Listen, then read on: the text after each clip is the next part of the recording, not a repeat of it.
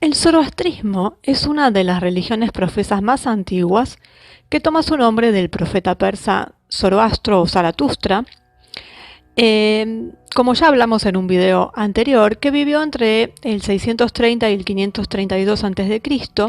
y según la tradición, el joven Zoroastro a la edad de 20 años se retiró al desierto a meditar y ahí en esa solitaria inmensidad cayó en éxtasis y se le apareció el dios supremo del bien, Ahura Mazda, o también llamado Ormazd. Le ordenó entablar una lucha con el principio del mal, encarnado en la figura de Angra Mainchu o Ahriman. Tras este suceso, Zoroastro propuso una profunda reforma del culto hindú, del que sobre todo redujo drásticamente el número de dioses. El nuevo culto tuvo un carácter fuertemente dualista en el que todo lo que existe se puede dividir entre el bien y el mal, y todo lo que sucede es el resultado de la eterna lucha entre estos dos principios. Lo que conocemos hoy del culto original proviene de la Avesta, el conjunto de textos sagrados del zoroastrismo, que consta de 21 libros, no solo religiosos, sino también cosmogónicos, astronómicos y sobre todo astrológicos. Entre los pocos supervivientes del panteón hindú, conservados en el culto zoroástrico, el dios Mitra, venerado desde el año 1200 a.C. y mencionado en los Vedas, o los textos sagrados del hinduismo, está asociado con el culto solar y fue venerado como un dios de la honestidad, la amistad y los pactos. Entre los dioses romanos, el culto mitraico comenzó a extenderse en el primer siglo de nuestra era, importado por las legiones que regresaban de campañas militares en Oriente. Por este motivo y por la dureza de algunas de las pruebas iniciáticas que el adepto tenía que superar, el culto estaba muy extendido entre los militares y estaba abierto solamente a los hombres. Durante el siglo III, el culto fue alentado por los propios emperadores, que lo vieron como una excelente herramienta de propaganda con la que se aseguraban la lealtad y el compromiso de los soldados en la batalla. Durante este mismo periodo, sin embargo, el mitraísmo también comenzó a fusionarse con el culto al Sol Invictus, pero sobre todo con el incipiente culto cristiano, siendo poco a poco suplantado por este. De hecho, lo que sabemos hoy del mitraísmo se lo debemos tanto a las excavaciones arqueológicas que han sacado a la luz varios lugares de culto dedicados a Mitra, como a lo que relatan los autores cristianos en una visión claramente distorsionada que tiende a mostrar todos sus aspectos negativos, ya que era un competidor formidable que debía ser reprimido. Sin embargo, no podemos dejar de subrayar muchas similitudes entre los dos cultos, herencia común de cultos aún más antiguos, pero siempre ligados a la figura solar. Y entre eso tenemos las fechas. La famosa fecha de diciembre, que coincide en ambos casos con la fecha de natalicio, tanto de Mitra como de Jesús, entre otras cosas.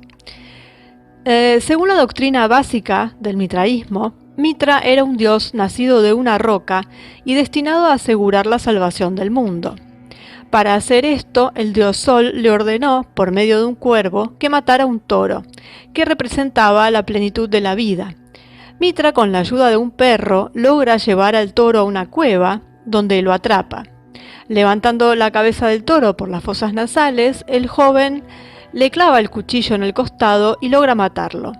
Del cuerpo del toro moribundo nacen todas las plantas necesarias para la vida del hombre, en particular el trigo, que se genera a partir de la médula, y la vid, que nace de la sangre que ha caído al suelo. Otros dos animales intervienen para ayudar al dios en su empresa.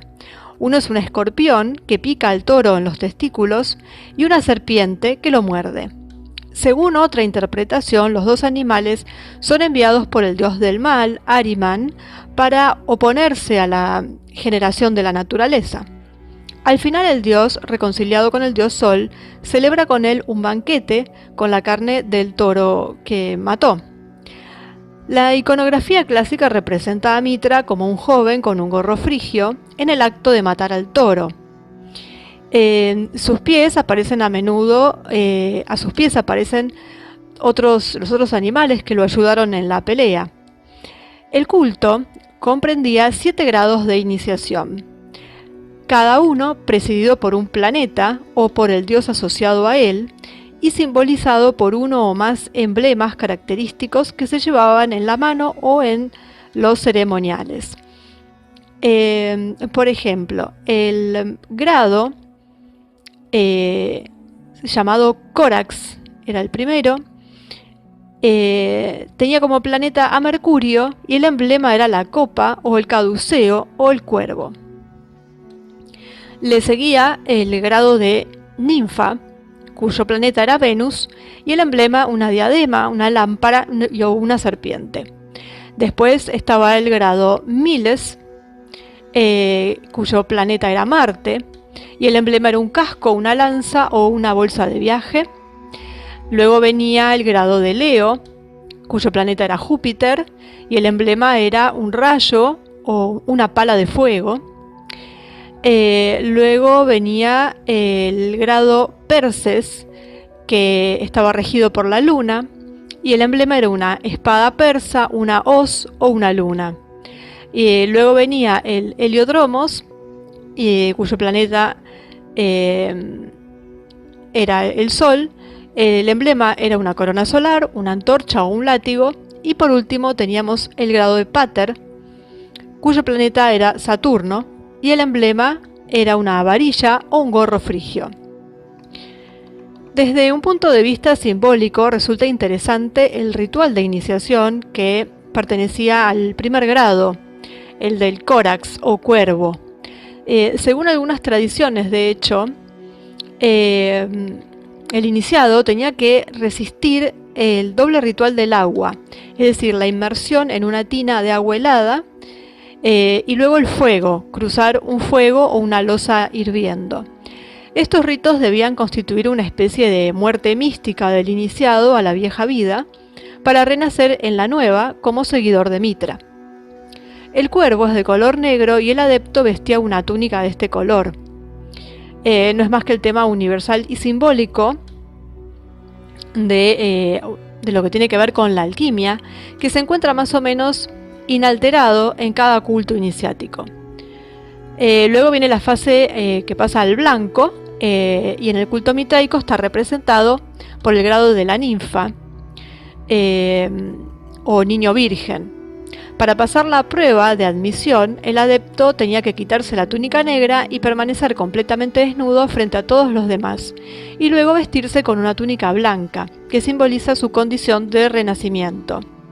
Según algunos, las pruebas posteriores eran más suaves, solo de carácter simbólico. Para pasar al rango de Leo, por ejemplo, tenía que rociarse la boca con miel. Para otros, sin embargo, eran pruebas cada vez más complicadas, destinadas a demostrar valor como guerrero. De hecho, los primeros 3 grados eran accesibles para todos, mientras que los siguientes estaban al alcance de unos pocos. El último grado, el pater o padre, estaba reservado para unos pocos muy selectos y parece que se alcanzaba más por recomendación que por valores reales. Esto recuerda mucho a lo que hoy en día son las logias y también su simbolismo en cada pasaje de grado, ¿no? Escuelas de misterio, bueno, viene todo relacionado. Los misterios de Mitra se celebraban en templos subterráneos, construidos a imitación de la cueva en la que se decía que el dios había atrapado y matado al toro, llamados mitreos. El mitreo o mitreum en latín típico era una cámara rectangular subterránea de unos 25 metros por 10 con techo abovedado y podía albergar hasta 30 personas. Si no era posible celebrar en una cueva natural, el mitreo se construía en edificios cerrados, generalmente destinados originalmente a otros usos, como almacenes, bodegas o establos, adaptados para recrear el entorno de una cueva. El mitreo podría tener una antecámara en la que se colocaba el toro a la espera de ser inmolado para el banquete de celebración, momento culminante de toda ceremonia mitraica.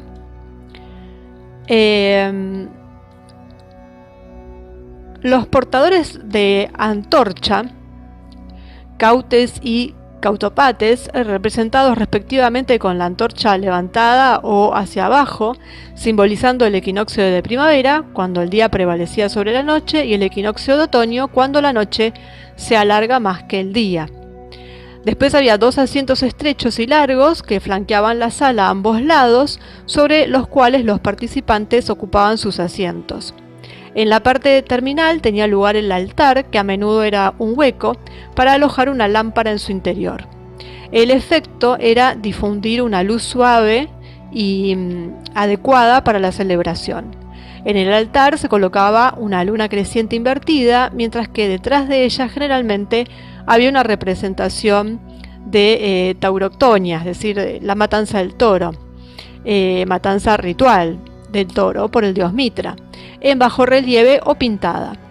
Algunos mitreos tenían en su interior una fuente de agua para las abluciones rituales y pozos para recoger la sangre del animal sacrificado.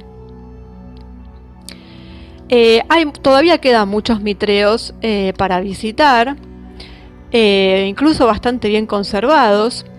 Hay muchos en Roma, el famoso, el del Circo Máximo. Después hay en las iglesias de Santa Prisca y San Clemente, el Barberini, en Ostia Antica. Bueno, hay en toda Europa y en otras partes del mundo, obviamente, también.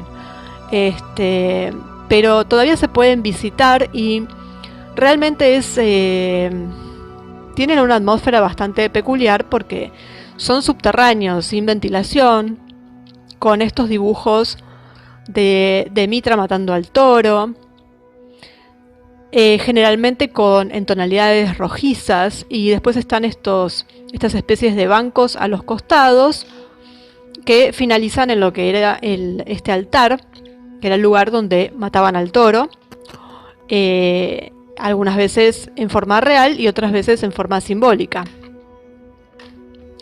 Y vemos su relación, o más bien nos remite a muchas cosas. Nos remite, por supuesto, a todo lo que es logia, por la estructura, ¿no?, de grados a los que se va subiendo, digamos, a medida que se van pasando ciertos rituales y ciertas pruebas. Y a los grados más altos solamente llegaban algunos elegidos, generalmente por recomendación o porque estaban ligados al poder, siendo los grados más bajos los más accesibles, exactamente igual que pasa ahora. Después tenemos este tema de que también es muy parecido, tiene cosas que se asemejan al cristianismo. Entonces, claro, uno piensa, es que el cristianismo lo tomó de ahí porque el mitrismo era muy anterior. Y como siempre, bueno, como ha tomado muchas cosas también de otras religiones, en su gran parte también para no perder gente que estaba acostumbrado a celebrar estas otras prácticas, y de alguna manera se mimetizó. Y bueno, tenemos el tema de las fechas, tenemos el tema de este sacrificio que se ofrece en el altar, bastantes cosas similares, así como hay otras que no se parecen en nada, pero realmente muchas cosas llaman la atención. Así que, bueno, esto del mitrismo o mitraísmo llama mucho la atención. Era común que llegaran a Roma a través de las legiones muchas religiones orientales. No solamente pasó con Mitra, sino también pasó con cultos egipcios, sobre todo a la diosa Isis, que se extendió muy rápidamente por la península y después también pasó a muchos otros lugares de Europa. Esto es normal, sigue sucediendo simplemente cuando se conoce una nueva religión, una nueva creencia o algo que le llama la atención a la persona y que, bueno, lo empieza a practicar y lo lleva a su lugar de origen cuando regresa. Y sobre todo era muy atractivo para los militares, porque todas estas pruebas y demás, ellos estaban acostumbrados, digamos, a pasar por bastantes penurias, digamos, y una vida dura, entonces no es que era algo tan difícil. Eh, y bueno, y una vez introducido en el mundo romano, obviamente cuando la casta de poder empezó a ver que esto le servía, porque todo se reduce a eso, cuando algo no le sirve, lo van a aniquilar, lo van a reducir, de alguna forma encuentran la manera de que esto no se propague. Si se propaga es porque les conviene y en muchos casos lo alientan. Y ese fue el caso del culto al dios Mitra. A ellos les servía porque era muy útil para las legiones, para los militares, para la conducta que llevaban los militares. Era una creencia que venía a hacer más fuerte eso de la lealtad y bueno, todo lo que más bien venía de Esparta, ¿no? Así que bueno, esto fue un pasaje por lo que era el culto a Mitra, que venía de la India, se había hecho muy fuerte en la antigua Persia y bueno, fue pasando hasta llegar a Roma y de Roma al resto de los territorios. Y en Roma teníamos la veneración al Sol Invictus, que también haremos un video aparte. Así que, y logró fusionarse también con eso porque también tenía muchísimos puntos en común. Son todas esas cosas que llaman mucho la atención, de lugares, de ritos o creencias que surgen en diferentes lugares con el mismo patrón. Y que una vez que se encuentran, lógicamente es muy fácil asimilarse entre sí y en algunos puntos suplantarse, porque lo único que cambian son los nombres, algunos nombres, pero la base que tienen es prácticamente la misma o muy similar, pero es muy llamativa la similitud que hay. Entonces, por supuesto, entonces tuvo una buena aceptación porque ellos ya tenían esta creencia del Sol Invictus y todo lo que estaba alrededor de eso. Y al mismo tiempo había empezado a llegar el cristianismo, que también se estaba propagando, estaba digamos que en la misma fase, y competían por adeptos. Y bueno, finalmente ganó el cristianismo, hasta llegar a imponerse como culto oficial del imperio. Pero ahí están los mitreos y hablaremos también de los mitreos que hay en diferentes partes de Europa y en especial mucha cantidad en lo que era en lo que es la península itálica. Así que eso será en otro video. Vamos a ver qué mitreos nos encontramos.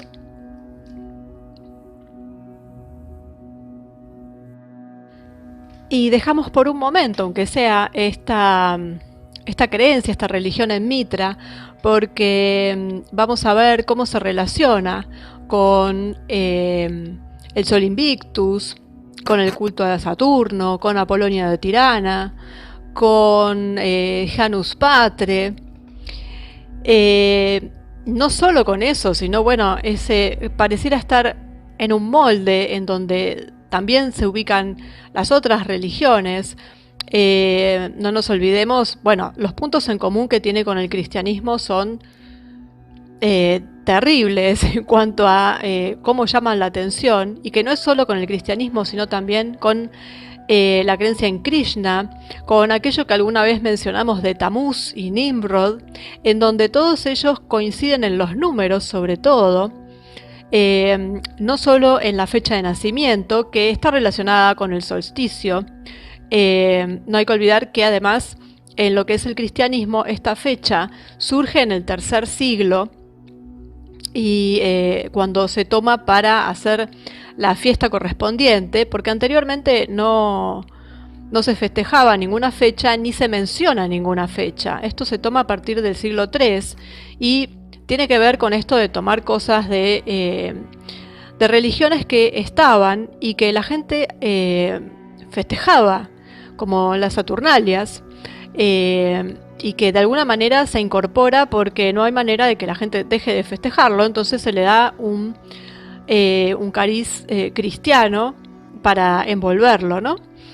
Pero no solamente tienen en común esta fecha, sino que también los años, el número 33, que es la fecha, el año en que muere, o sea, la edad a la que muere Cristo, en la que muere Mitra, en la que muere Krishna, y que además es todo un número, el 33, ya sabemos a qué está relacionado. También Alejandro Magno muere a los 33, según dicen, y también tiene este vuelo de Alejandro en el que sube a los cielos en el carro tirado por los grifones, y a los que muchos esperan como el Dios que tiene que volver, y que está relacionado con religiones, está incluido en muchos cultos.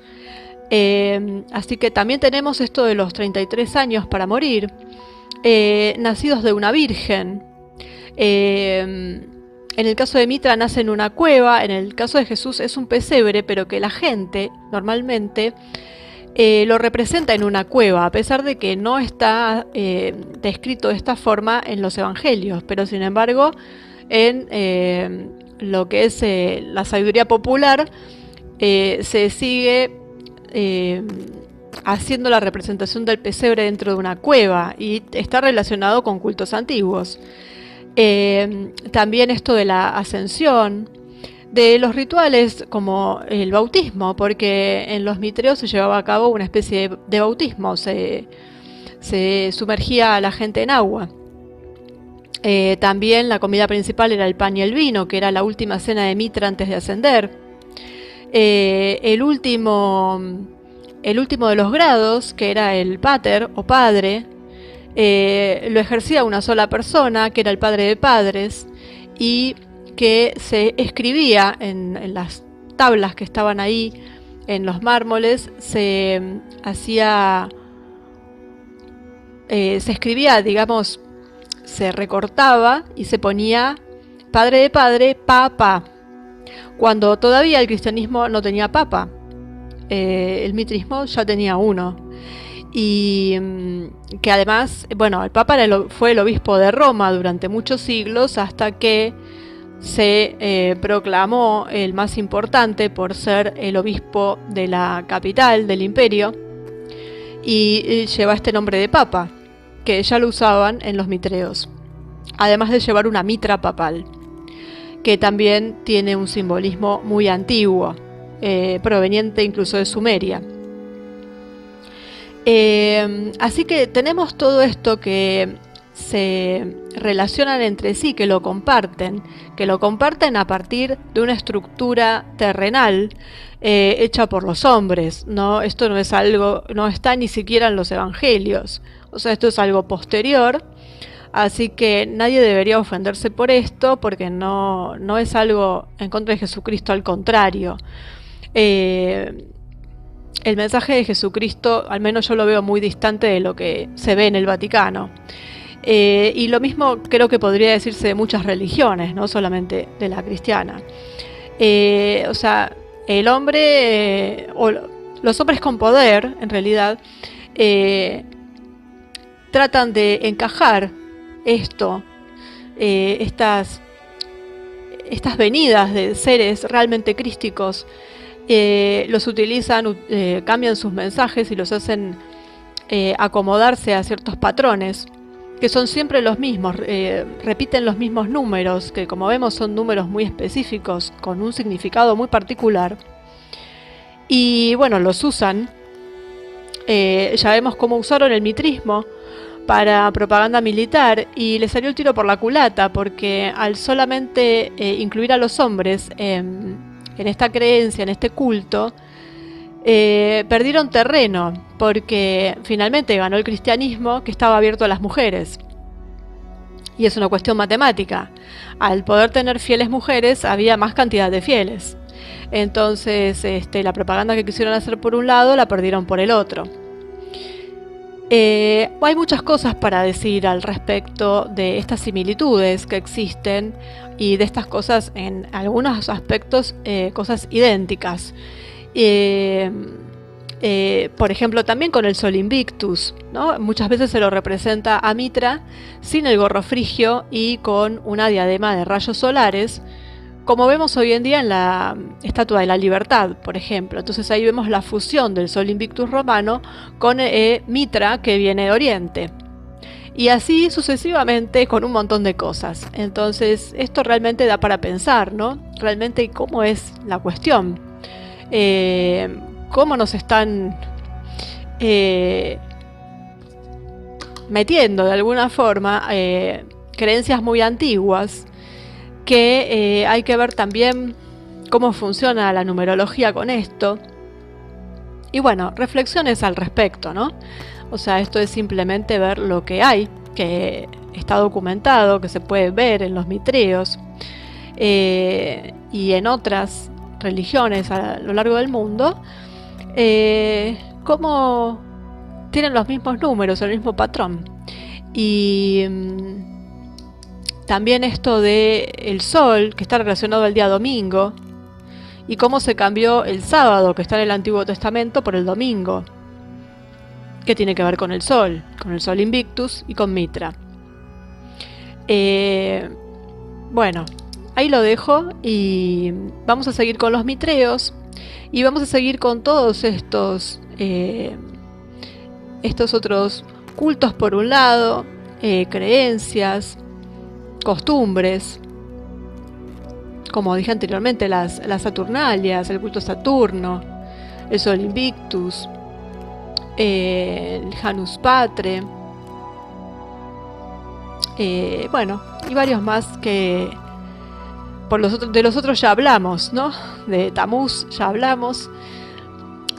Así que bueno, nos quedamos en Roma, nos quedamos con este periodo en donde coinciden y coexisten tantos ritos que son muy parecidos entre sí y que están en pugna por ver cuál es el vencedor.